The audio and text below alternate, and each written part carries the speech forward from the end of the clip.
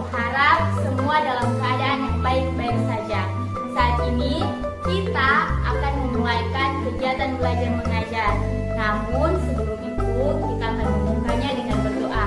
Dan doa kali ini akan dipimpin langsung oleh Ibu Guru menurut agama dan kepercayaan Ibu Guru, yaitu Kristen Protestan. Berdoa mulai.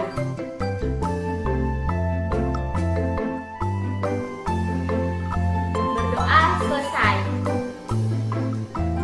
Nah, adik-adik, saat ini kita akan belajar tentang tema 4 kelas 5 muatan pelajaran IPA tentang sistem peredaran darah, organ peredaran darah beserta fungsi atau peranannya, dan jenis-jenis gangguan pada organ peredaran darah manusia.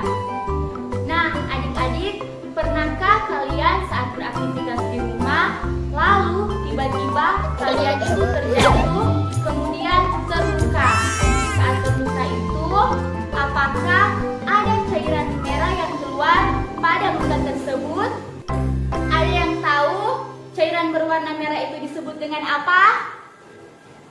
Ya, benar sekali. Cairan berwarna merah itu disebut dengan darah. Disebut apa? Darah. Darah itu sangat diperlukan oleh tubuh kita. Oleh karena itu, sangat penting bagi kita untuk mempelajari tentang darah dan sistem peredarannya pada manusia. Sistem peredaran darah. Coba perhatikan gambar berikut ini. Gambar ini menunjukkan sistem peredaran darah yang ada pada manusia. Sistem peredaran darah dalam tubuh ada dua, yaitu peredaran darah kecil dan peredaran darah besar. Mari kita simak penjelasannya. Pertama, sistem peredaran darah kecil. Sistem peredaran darah kecil yaitu darah mengalir dari bilik kanan menuju paru-paru melalui arteri pulmonalis. Dalam paru-paru terjadi pertukaran darah yang banyak mengandung karbon dioksida CO2 dengan darah yang banyak mengandung oksigen O2. Darah yang banyak mengandung O2 kembali ke jantung melalui vena pulmonalis. Sistem peredaran darah kecil sebagai berikut. Darah mengalir dari bilik kanan melalui arteri pulmonalis menuju ke paru-paru, kembali ke jantung melalui vena pulmonalis, dan darah yang mengandung banyak oksigen diterima oleh serambi kiri. Kedua, sistem peredaran darah besar. Sistem peredaran darah besar yaitu darah yang banyak mengandung oksigen O2 mengalir dari bilik kiri jantung ke seluruh tubuh kecuali paru-paru melalui arteri besar aorta. Selanjutnya, terjadi pertukaran darah yang banyak mengandung oksigen dengan darah yang banyak mengandung karbon dioksida di seluruh tubuh. Darah yang banyak mengandung karbon dioksida kembali ke jantung melalui vena ke serambi kanan. Sistem peredaran darah besar adalah sebagai berikut. Dari bilik kiri melalui arteri besar menuju ke seluruh tubuh, kembali ke jantung melalui vena, dan darah yang mengandung banyak karbon dioksida diterima oleh serambi kanan. Nah, adik-adik, setelah mendengar penjelasan tentang sistem peredaran darah manusia, saat ini kita akan mempelajari tentang organ peredaran darah pada manusia serta fungsi atau peranannya. Fungsi atau peranan organ peredaran darah pada manusia adalah sebagai berikut. 1. Jantung. Jantung adalah organ tubuh manusia yang berfungsi memompa darah ke seluruh tubuh. Jantung memompa darah dengan cara berkontraksi dan berelaksasi secara bergantian sehingga jantung berdenyut, mengembang, dan mengempis. Jantung terletak di dalam rongga dada sebelah kiri. Ukuran jantung kira-kira sebesar kepalan tangan pemiliknya. Jantung tersusun atas kumpulan otot-otot yang sangat kuat yang disebut miokardium. Jantung terdiri atas 4 ruang, yaitu serambi kanan, serambi kiri, bilik kanan, dan bilik kiri. Antara bagian kanan dan kiri jantung dibatasi oleh sekat jantung yang disebut katup jantung. Katup jantung berfungsi untuk mencegah bercampurnya darah yang mengandung oksigen dengan darah yang mengandung karbon dioksida. Otot penyusun bilik jantung lebih tebal daripada otot pada serambi jantung. Hal ini disebabkan tugas bilik jantung lebih berat. Tugasnya yaitu memompa darah keluar dari jantung ke seluruh bagian tubuh. Kontraksi dan relaksasi pada jantung mengakibatkan terjadinya denyut jantung atau denyut nadi. Ketika jantung memompa darah ke dalam pembuluh nadi, pembuluh tersebut ikut berdenyut. Dengan demikian, melalui denyut nadi, kamu dapat mengetahui denyut jantung. Denyut nadi akan terasa jelas dengan menekan pembuluh nadi pada pergelangan tangan dan bagian leher di bawah telinga. 2. Pembuluh darah. Pembuluh darah merupakan saluran tempat mengalirnya darah dari jantung ke seluruh tubuh dan dari seluruh tubuh kembali ke jantung. Pembuluh darah terdiri atas 2 jenis, yaitu pembuluh nadi dan pembuluh balik. Pembuluh nadi disebut arteri. Pembuluh balik disebut vena. Pembuluh nadi atau arteri yaitu pembuluh yang membawa darah yang kaya akan oksigen keluar dari jantung ke seluruh tubuh. Pembuluh nadi yang paling besar disebut aorta. Pembuluh balik yaitu pembuluh darah yang membawa darah yang kaya akan karbon dioksida dari seluruh tubuh menuju jantung.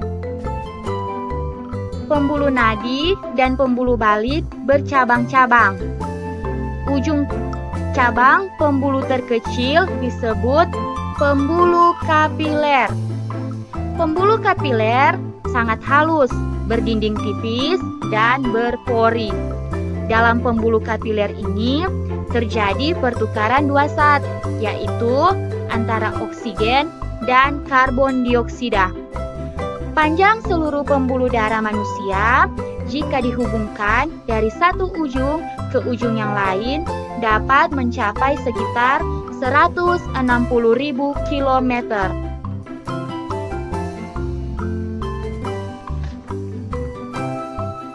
Tiga, paru-paru. Paru-paru juga memiliki peranan yang penting dalam proses peredaran darah. Dalam proses peredaran darah, paru-paru berperan sebagai penyuplai oksigen ke dalam darah. Darah yang telah diedarkan ke seluruh tubuh tidak lagi mengandung oksigen, akan tetapi banyak mengandung karbon dioksida. Setelah kembali ke jantung, darah yang akan mengandung karbon dioksida akan dipompa ke dalam paru-paru. Selanjutnya, karbon dioksida diambil dan diganti dengan oksigen melalui proses pernapasan. Paru-paru terdiri atas ribuan tabung bercabang. Tabung bercabang yang jumlahnya ribuan, semakin ke ujung semakin mengecil. Pada ujung yang mengecil terdapat kantong udara. Kantong udara tersebut dinamakan alveoli. Masing-masing alveoli memiliki jaringan halus kapiler. Pada jaringan halus kapiler inilah tempat terjadinya pertukaran oksigen dan karbon dioksida. Nah, adik-adik, sebelumnya kita sudah mempelajari tentang organ peredaran darah pada manusia. Organ peredaran darah manusia itu sangat dibutuhkan oleh tubuh kita. Oleh karena itu, seharusnya organ peredaran darah jangan sampai terkena gangguan. Saat ini kita akan belajar tentang penyebab dan jenis-jenis gangguan pada organ peredaran darah manusia. Gangguan pada organ peredaran darah manusia dapat terjadi karena non-keturunan dan keturunan. Gangguan pada organ peredaran darah non-keturunan dapat disebabkan oleh pola hidup dan makanan yang tidak sehat. Misalnya, terlalu sering mengonsumsi makanan berlemak tinggi dan makanan berkadar kolesterol tinggi.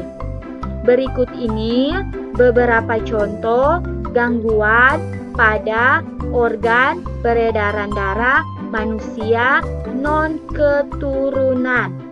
1. Anemia.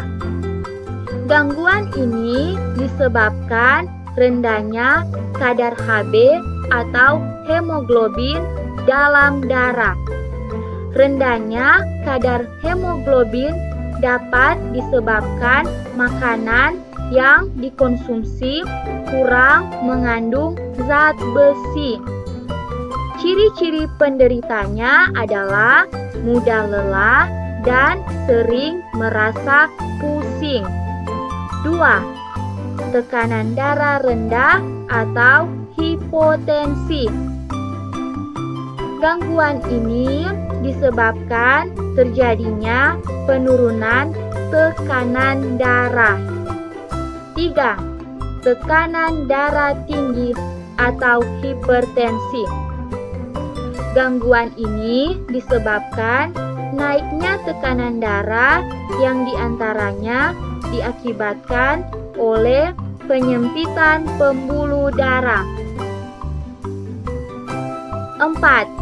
Kanker darah, leukemia. Gangguan ini disebabkan sel-sel darah putih yang memperbanyak diri tanpa terkendali yang mengakibatkan sel darah putih ini memakan sel darah merah. 5. Jantung koroner. Suatu gangguan jantung disebabkan oleh penumpukan lemak darah atau kolesterol pada arteri koronaria. Berikut ini beberapa faktor gangguan peredaran darah karena faktor keturunan, diantaranya sebagai berikut. 1. Hemofilia. Gangguan ini disebabkan adanya kelainan yang menyebabkan darah sulit membeku jika terjadi luka. 2. Talasemia. Pada gangguan ini, bentuk sel darah merahnya tidak beraturan. Hal ini menyebabkan daya ikat sel darah merah terhadap oksigen dan karbon dioksida menjadi berkurang. Usaha-usaha pencegahan terhadap gangguan alat peredaran darah ialah dengan melakukan pola hidup sehat. pola hidup sehat itu diantaranya sebagai berikut. 1. Makan makanan yang bergizi. 2. Olahraga yang teratur. 3. Tidur dan istirahat yang cukup. Nah, adik-adik, itulah penjelasan Ibu Guru tentang sistem peredaran darah manusia, organ peredaran darah, dan gangguan pada organ peredaran darah manusia. Di akhir pembelajaran kita kali ini, Ibu Guru akan memberikan satu tugas. Tugasnya yaitu adik-adik membuat sebuah video mengenai adik-adik yang sedang menghitung denyut nadi per menit. Sekali lagi, tugasnya adalah sebuah video mengenai adik-adik yang sedang menghitung denyut nadi per menit. Itulah pembelajaran kita pada saat ini, dan sampai bertemu di pembelajaran selanjutnya.